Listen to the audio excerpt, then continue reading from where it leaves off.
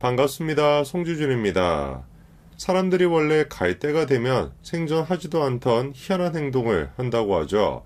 딱 그런데 이재명 대표가 그런 모습을 보여주더라고요. 생전하지도 않던 어울리지도 않는 농담을 갑자기 하기 시작했습니다. 기억나시는 것처럼 한동훈 장관이 이번에 국회에 가서 노웅래 의원에 대한 체포 동의안을 통과시켜달라라고 얘기할 때 이 돈봉투 소리가 나는 노웅래 의원의 목소리가 담겨있는 녹취록이 있다라고 하지 않았습니까? 그 얘기를 한 바로 다음날 이재명이가 이렇게 농담을 했습니다. 야, 어디서 돈봉투 소리가 나지 않냐라고 하면서 하필이면 또 많고 많은 사람들 중에 김남국이한테서 그런 소리가 난다, 이렇게 이제 농담을 던졌던 건데요. 모르겠습니다. 저는 어디서 돈봉투 소리는 안 나도 형수 욕하는 소리는 들리는 것 같은데 저분들은 돈봉투 소리가 들리시나 봐요. 아마 모르긴 몰라도 남국이가 좀 뜨끔했을 것 같습니다. 왜 가만히 있던 나를 갑자기 붙잡고 저런 식의 농담을 하냐고, 다음 타깃이 나라고 콕 집어준 건지 뭔지는 모르겠지만 어쨌거나 저쨌거나 이재명 대표가 되지도 않는 저런 식의 농담 따먹기를 하고 계시는데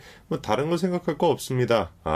그냥 저 인간이 갈 때가 됐나 보다. 그러니까 생전하지도 않았던 희한한 행동을 하고 있구나, 이렇게 생각하면 될 것 같습니다. 지금까지 그나마 이재명 대표가 버틸 수 있었던 근거가 김만배 씨가 입을 다물고 있었기 때문인데요. 검찰에 협조를 안 하고 있는 김만배가 극단 선택이다 뭐다 이런 것까지 하다 보니까 재판까지 미뤄져가지고 계속해가지고 시간이 끌리고 있었습니다. 그랬다가 지난 27일 TV조선이 놀라운 단독 보도를 내놨었죠. 병원에 실려 들어갈 때까지만 하더라도 들것에 실려가지고 아파 보였던 김만배가 병원에 들어가서 예수님이라도 만났는지 갑자기 벌떡 일어나 있는 거예요. 하필이면은 딱 기가 막히게 저 장면이 찍혀가지고 김만배 씨가 사실상 꾀병을 하고 있다는 게 밝혀졌으니까 재판을 끄는 거, 시간 끄는 거, 이것도 이제 무용지물이 됐죠. 그런데 김만배 씨뿐만 아니라 우리가 주목해봐야 되는 또 다른 사람이 정영학 회계사인데요. 잘 아시는 것처럼 작년까지만 하더라도 정영학 회계사가 검찰에, 그때는 이제 문재인 정부의 검찰이었죠.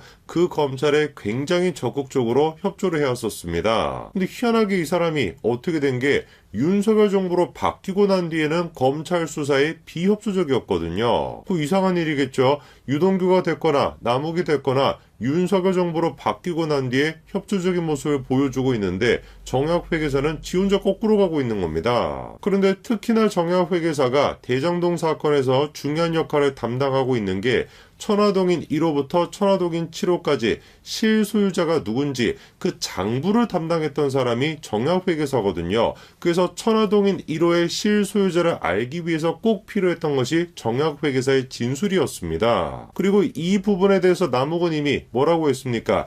이재명 시장 측에 지분이 있다, 그 얘기를 들었다고 분명히 얘기를 했죠. 그런데 장부를 작성했던 정영학 회계사가 지금까지는 저 얘기를 부인해 왔었거든요.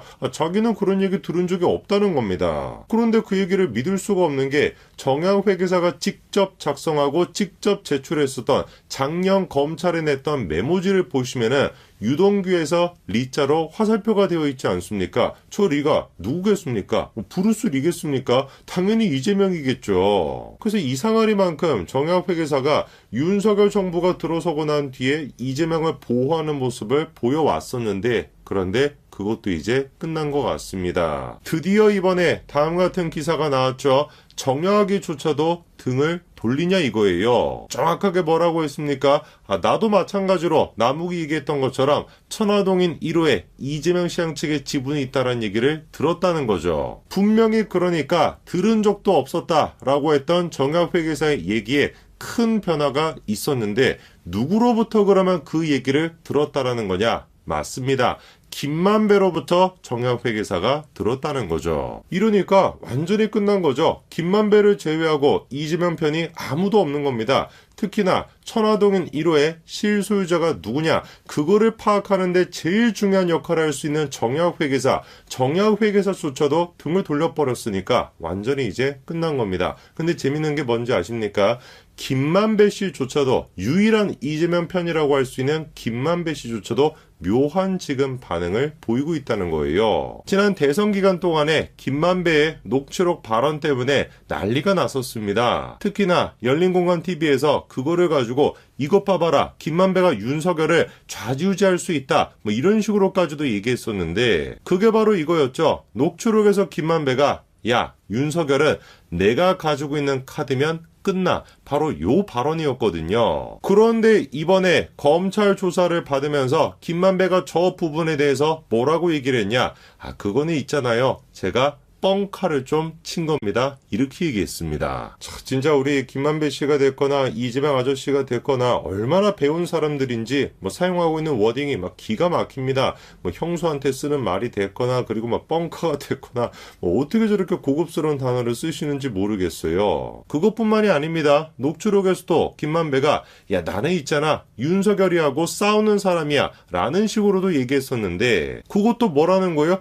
그냥 별다른 의미 없이 했던 얘기다, 이렇게 또 김만배가 선을 그었죠. 뭔가 그러니까 김만배도 좀 쫄리니까 지금까지 자기가 뿌려놨던 거를 조금씩 주워 담는 거 아니겠습니까? 새가 모이 쪼듯이 조금씩 이제 주워 담고 앉아있는 것인데, 그런데 그걸로는 부족하죠. 결정적인 한 방이 있어야 되는데 그거를 지금 김만배가 안 하고 있습니다. 그렇게 김만배뿐만 아니라 정진상이 됐거나 김용, 이 인간들도 이재명을 믿고서, 어떻게 믿을 수 있는지는 모르겠지만 이재명을 믿고서 끝까지 지금 입을 열고 있지 않다 보니까, 그러니까 이재명이가 여유가 생겨가지고 농담도 던지고 그럴 수 있는 거겠죠. 그런데 재밌는 게 뭔지 아십니까?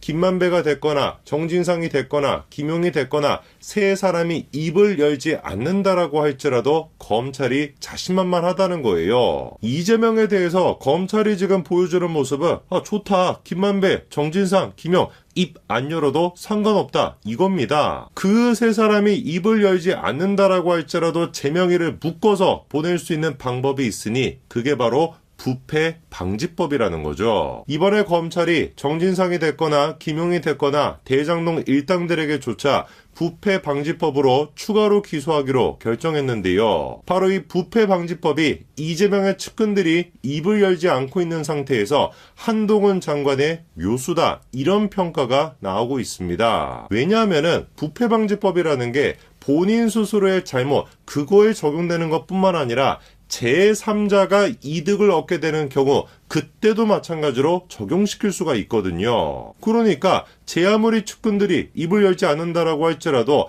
세 사람들이 공동체였다, 이것만 입증할 수 있으면 부패방지법이 적용이 될 수 있다는 겁니다. 그런데 문제가 부패방지법이 이해충돌 방지법이 제정이 되면서 사라져 버렸었거든요. 아니, 그러면은 있지도 않은 법을 가지고 어떻게 적용시킬 수 있냐? 당연히 적용시킬 수 있습니다. 부패 방지법이 없어지기 전에 대장동 사업이 이루어졌기 때문에 충분히 대장동 사업에는 부패 방지법을 적용시킬 수가 있다는 것이죠. 어떤 경우의 수를 생각해 보든지 간에 모든 경우가 뭐로 귀결이 되는 겁니까? 이재명이가 기소가 되고 구속이 될 수밖에 없다, 이 결론으로 귀결이 되는 것이죠. 그러니까 우리 이재명 대표가 할 수 있는 게 김남국이 데리고 야, 돈부토 소리 들리지 않냐, 이런 식의 농담 따먹기밖에 못하는 겁니다. 글쎄요, 제가 보기에 얼마 안 가 이재명 대표가 이런 농담도 할 것 같습니다. 야, 내가 그래도 당대표였던 그런 시절이 있었지, 대한민국의 야당을 주름잡고 있던 그런 시절이 있었지, 이런 농담 따먹기나 하실 것 같은데, 문제는 그런 농담을 아마 국립호텔에서 하고 계시지 않을까 싶습니다. 여기까지 말씀드리겠습니다. 감사합니다.